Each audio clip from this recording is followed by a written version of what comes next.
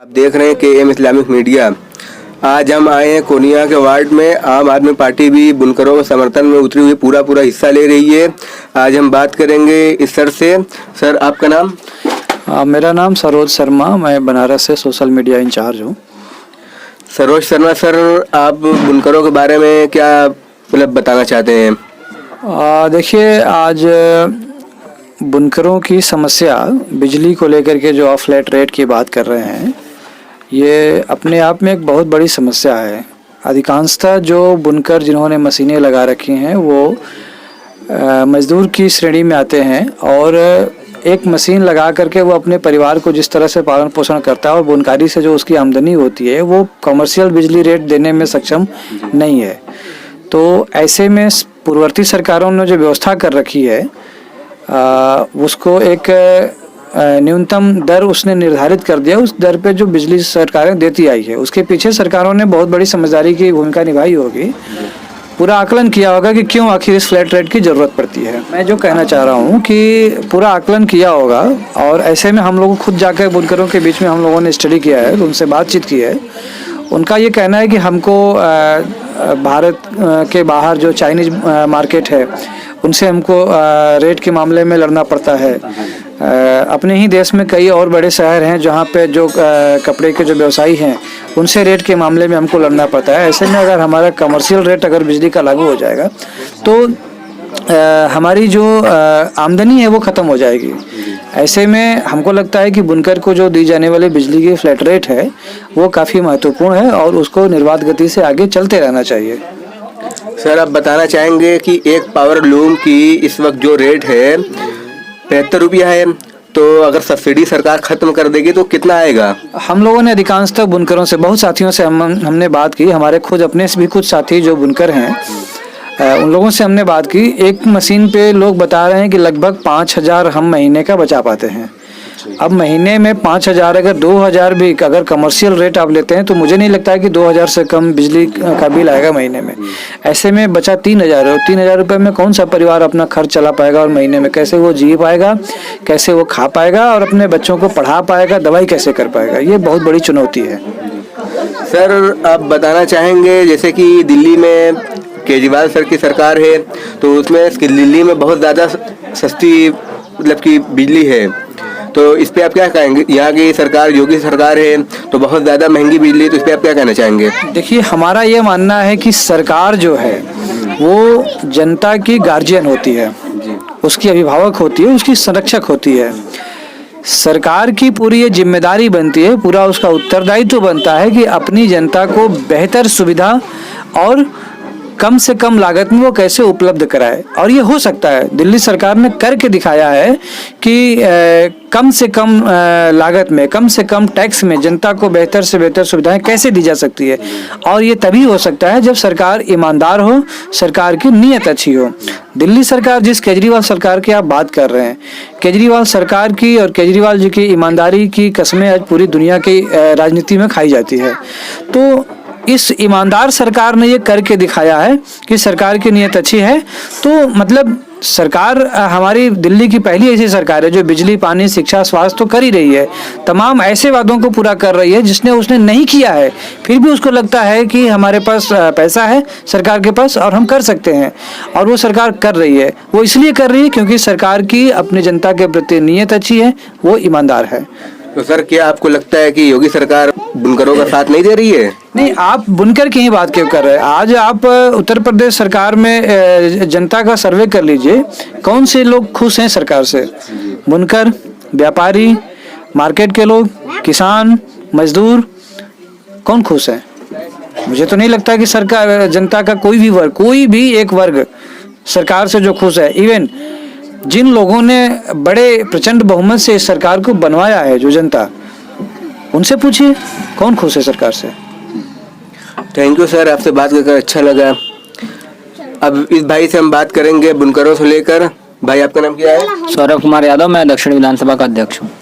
सौरभ भाई, आपसे मैं सवाल करता हूँ, ये जो बुनकर आजकल बिजली को लेकर इतना ज़्यादा परेशान है, सरकार इस पर ध्यान नहीं दे रही, आप कुछ कहना चाहेंगे?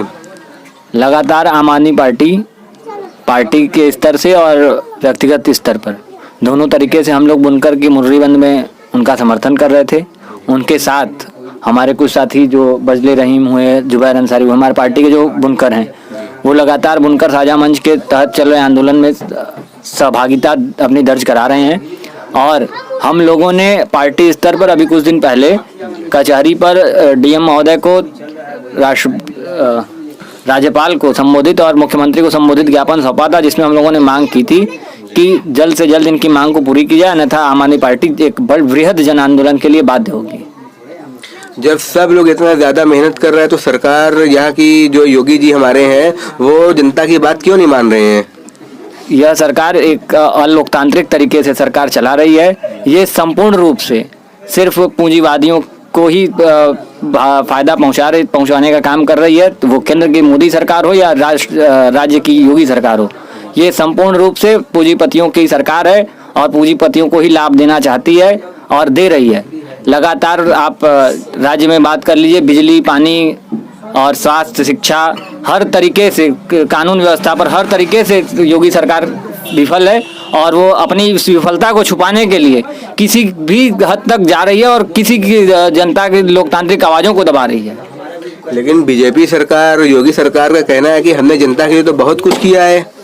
वो सिर्फ उस कार्यों से जनता को लाभ नहीं हुआ है, बल्कि उनके टेंडरों से, उनके जो कार्य किए गए हैं उनसे बस पूंजीपतियों को ही लाभ मिला है। वो चाहे विश्वनाथ कॉरिडोर ले लीजिए, उसमें विशाल सिंह किस तरीके से घपला करके कितना आज उसकी प्रॉपर्टी, और जब वो सीईओ नहीं था उस समय की उसकी प्रॉपर्टी को मैच कर लीजिए, आपको पता चल जाएगा कि कितना बड़ा घपला विश्वनाथ कॉरिडोर के नाम पर किया गया।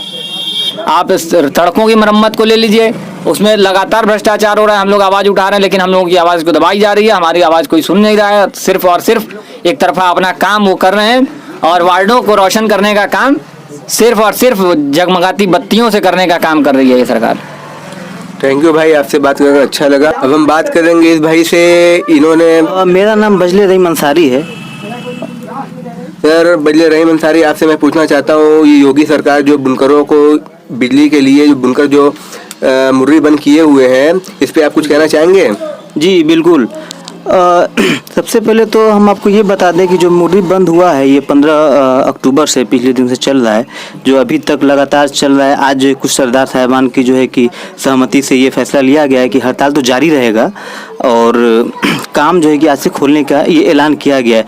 सबसे बड़ी समस्या ये है कि सर, ये जो मुर्री बंद हम लोग का हुआ है और ये जो है जिस लिए मांग किया जा रहा है, ये फ्लैट रेट को जो है कि बहाल करने के लिए अभी तक सरकार की इसमें जो है कि समाधीनता दिख रही है। सरकार कहीं से भी अभी तक हमको आश्वस्त नहीं कर पाई है कि हम अभी बहाल कर पाएंगे, जबकि 3 जो बिंदु पे सहमति बनी थी उस पे तो उस पे जो है कि कहीं से उस सरकार जो है कि ज़मीन पे काम करती हुई दिख नहीं रही है। तो ये बहुत बड़ी समस्या है बुनकरों के लिए, क्योंकि आने वाले टाइम में बुनकरी खत्म हो जाएगी एकदम। क्योंकि जिस हिसाब से ये यूनिट बेस जो ये लिया जा रहा है, 3 लूम से जो है कि हमारे जो है कि मित्र बता रहे हैं कि 3 लूम से जो है 10-10 हज़ार का जो है बिल आ रहा है। तो क्या कमाएंगे, क्या खाएंगे, क्या बचाएंगे? बहुत बड़ी समस्या है, बहुत गंभीर समस्या है और एकदम संकट आ गया है रोजी रोटी को लेकर। तो बहुत बड़ी समस्या है। सर आप बताना चाहेंगे, हमारे जो योगी जी हैं बुनकरों की फ्लैट रेट बिजली क्यों ख़त्म करना चाह रही है?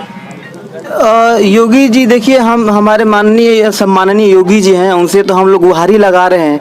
और ख़त्म करने की बात ये है कि उनका कहना ये है कि कर्जा है लगभग 950 करोड़ का राजकीय कोष का जो है इसमें घाटा हुआ है।